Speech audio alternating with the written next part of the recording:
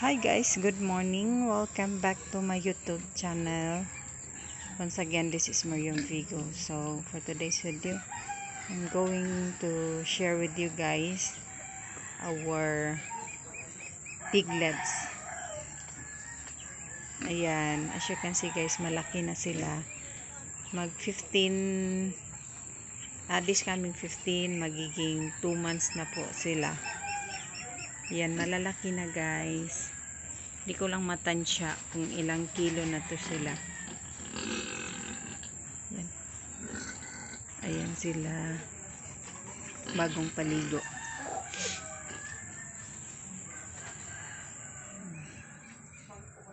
Kayo nang humusga kung ilang kilo na to sila. Kasi I'm not good in estimating the kilograms of the piglets. Ayan. Pero malaki na talaga sila guys. Makikita nyo naman sa kanilang sa kanilang likod. Ayan. Badik-dik. Badik-dik. Ayan. So, mga end of May or first week of June, pwede na po sila ma-dispose. Ayan, sana makahabol pa sila sa kamahalan ng kilo ng baboy ngayon. So, kasi may project ako dito. Sana makahabol pa sila. And nga pala yung feeds nila guys is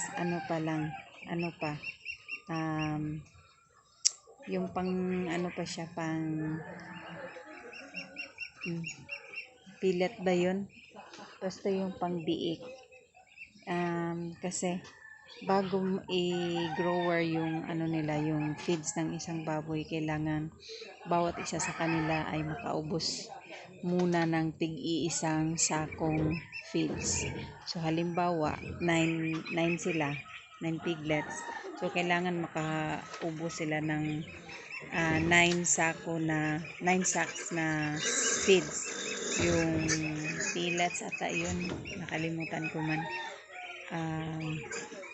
Ayun. So after nila maubos yun, tsaka pa sila bibigyan ng grower na feeds. Ayun, tig-isang sako ulit after maubos ng 9 sacks. So papalitan na naman siya ng finisher bago ma-dispose. So para tama po yung tama yung paglaki ng mga biik, dapat tama yung feeds na maibigay sa kanila. Yan, so